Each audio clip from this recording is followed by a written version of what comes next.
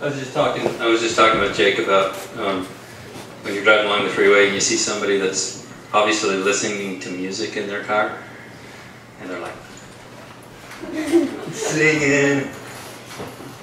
And Jake said he does that sometimes, so watch for it. Have you ever had a new song come on your MP3 player that hits you so hard that it brings you to tears?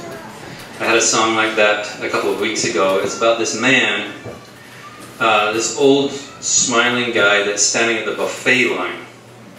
And he's had a hard life. He's lost his only son years before. And when the server comes up and asks him what it is that he wants, he says this: "I want a little bit of everything.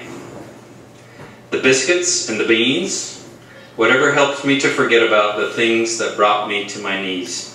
So pile on those mashed potatoes and an extra chicken wing. I want a little bit of everything." Ted Berrigan said, "Living is a pleasure. I'd like to take the whole trip." I love that sentiment. It's to ride that train from your cradle all the way through your old age years. Sounds wonderful. But it's not as easy as it sounds. Some of the years are sun-filled and glorious, where you feel invincible and universally loved. And then there are those years when we are beaten, we are battered, when our enemies get rich, and worst of all, when our little sister gets the last Twinkie and eats it all right in front of us. I know, it's bad. We have great joys. We also have sorrows and pains that will test the very core of us.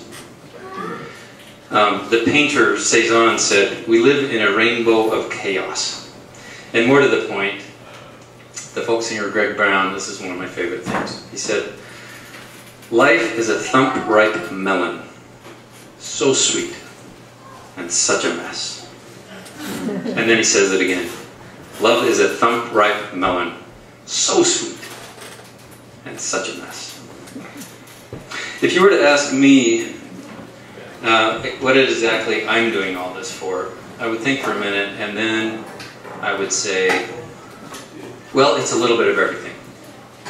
It's looking for the spatula and finding out that Vicki has moved it to another drawer in the kitchen. And in fact, she has rearranged the whole kitchen. It's listening to David sing Yellow Moon. It's listening to Genevieve sing The Star-Spangled Banner. It's listening to Cameron playing Mozart. It's being speechless with laughter at the genius of Parker's I Am Not a Crook set. It's hearing Wesley say how nice it is to be in a band with true musicians. When I was a young medical student, I watched helplessly as the man I was caring for took his last ragged, gasping breath. About an hour later, I walked out of the hospital shaken and completely unmoored. And completely by chance, I saw my wife and two little children coming along the sidewalk. And as I was telling her about it, I became transfixed, looking at an artery in her neck that was pulsing strongly and steadily. It's a little bit of everything. It's getting the raw end of the deal. It's getting the t-shirt. It's getting the job. It's getting the sack. It's getting the willies. It's getting the nerve. It's getting the cold shoulder. It's getting the girl. I'll tell you about the girl that I got. One day I sat with her on the living room couch and I started to speak when she stopped me and she pushed me a couple of feet away from her. And she fluffed up a pillow, lay back, rested her crossed legs over my lap, sighed deeply, then said with an innocent little smile, "Okay, continue." It's a little bit of everything. It's the big jump. It's the 13 clocks. It's Sir Kevin of Devon. It's sassafras. It's a Chopin etude. It's a marching band. It's a barbershop choir. It's Custard the Dragon. It's the smoke goblin and the cannibal king. It's Gladys in the bathtub. It's Stella in her brand new dress. It's my gal who was born and bred and lives in Boston. It's a web like a spider's web. It's red hair. When I think of red hair, I think of that night of board games at Jane and Neil's kitchen table in Arizona. I think of diamonds and rust. And it's funny, often I'm walking along, minding my own business, and Buck's face flashes into my mind, his smile and his ready wit, and for a minute I feel so much lighter and so much heavier. It's a little bit of everything. It's sitting out on the ASU quad with Catherine when she was in the agony of decision between a particular boy and a mission. It's sitting in the Rockefeller Auditorium with Alan, talking late into the night about music and movies and more music. It's thinking of Boyd every single time I pull out my wallet. It's reading Laura's story about Rocco while sitting in the cedar chest in our closet and bawling and not being able to stop. It's picking our heads at the glorious insistence of Farrell. It's watching a giant festival magically come together at the wave of Mary Ann's hand. It's getting a visit from John and his whole family come to remove some old stumps and to help clean out our yard. It's having an epiphany. It's having a migraine. It's having a baby. It's having a heart attack. It's having a party. It's having my doubts. It's having an exit strategy. It's having a good cry. It's having a good day. A good day for me is hiking up on the mountains above my house. One day I got out late and the sun had already gone down. It was the most glorious feeling, wandering free under the night sky, listening to the wind rustle the grasses and hearing the dog's collars slightly jingle in the distance. I lost my dog that night. She wandered off into the darkness, and we searched and called until our voices were sore. We sat in the dark living room, watching the pool of light made by the porch lamp, hoping and praying that our dog would return.